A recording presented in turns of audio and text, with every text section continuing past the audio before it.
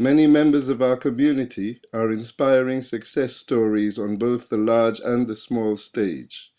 It's time we turn the spotlight on some of them and revel in their accomplishments. To that end, Les Rickford Media recently met with son of Sierra Leone, Patrick Jackson, a councilman for Place 3 on the City Council of Rowlett, Texas.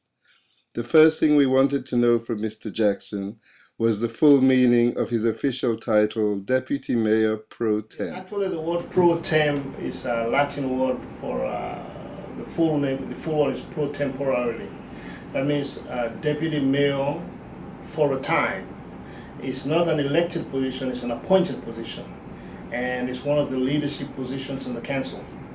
I'm one of 3 people in the council that's in the leadership position. You got myself, the deputy mayor pro tem, you have the mayor, and then you have the mayor pro tem.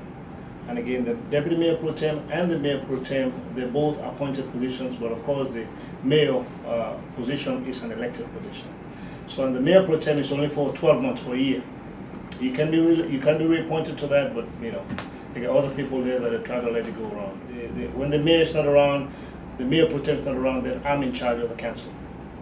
So, although, as you've indicated, the Deputy Mayor Pro Tem is an appointed position, not an elected position, you are an elected councilman. Most definitely, you have to be elected to be on council, and you have to be on council to have any of those titles. So I was elected again 3 years ago. I'm up for re-election. Actually, early voting started a couple of days ago. I'm up for re-election right now. And like I indicated, I mean, you have to be in council to be in one of those positions. And this is for the city of Rowlett. Can you tell us a little bit about the city of Rowlett, Texas? Well, the city of Rowlett is part of the metroplex of the Dallas-Fort Worth. And we have the population right now is about 60,000 people.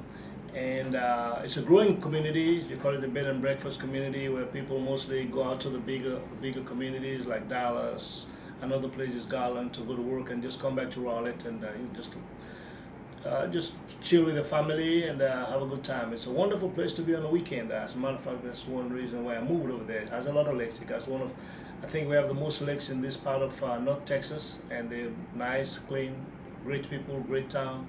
And we have 2 major projects coming into town right now. We have the Judge Bush extension, which is going to be another loop of 635, which is another loop around the metroplex. And we also have the light rail that's coming into town for the first time. We're going to have a rail service coming to Rowlett. We wondered how Mr. Jackson came to be elected to office in a growing city in Texas. Man, that's how much time you got? The answer is real long, but I try to make it short for you.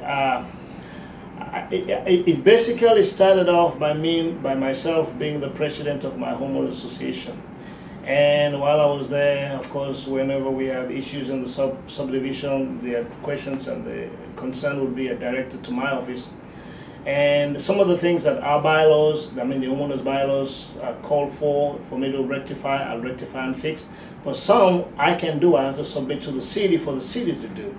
And of course doing that, and at that time, not right now, but at that time it was a headache dealing with the city.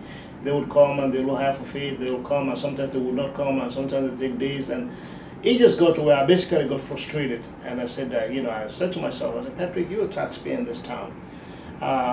If you're not getting the answers you need or the service that you need to get involved. So I basically decided to get involved in just volunteer for something.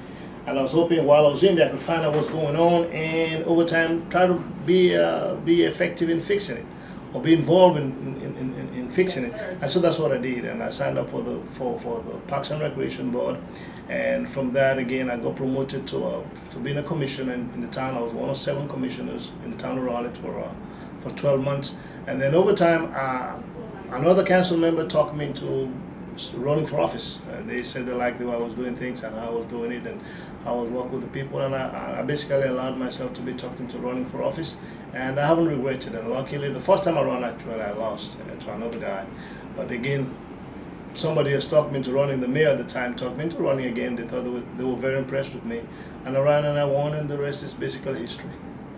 To add, I'm actually the first person of any kind of color to hold an elected office in Rowlett. And I'm the first, and as it happened, and I'm African from Sierra Leone. So Sierra Leoneans need to be proud. How do you seek to combine your electoral constituency with your heritage constituency? Mr. Les, for one thing, we only have, when I got into office, when I got elected into office, we had, about 20 or 30 Sierra Leonean families that live in Rowlett. Now we have like 40.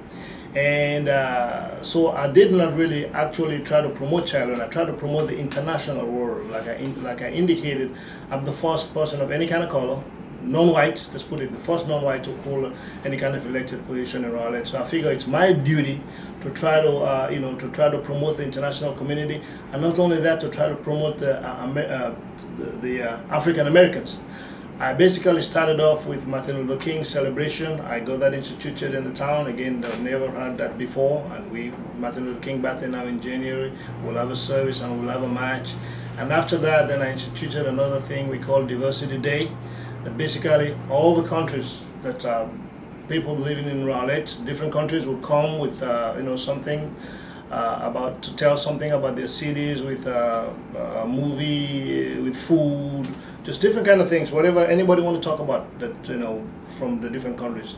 And so that's how I got Sierra Leone involved. I got some Sierra Leoneans that are helping me promote that, and I got some Nigerians, people from all over the world, British, German, French, all over the world. We get together on that day and try to do things and let the different people, different communities in Rowlett know about where we're from and what we're all about. How might the viewers and listeners of this Les Rickford Media podcast help with your re-election campaign? Well, the word help that you brought up is very interesting. For you to be able to vote in the municipal election in Rowlett, you have to be a registered voter in Rowlett. As a matter of fact, the municipal election is not just in Rowlett, it's all over Texas.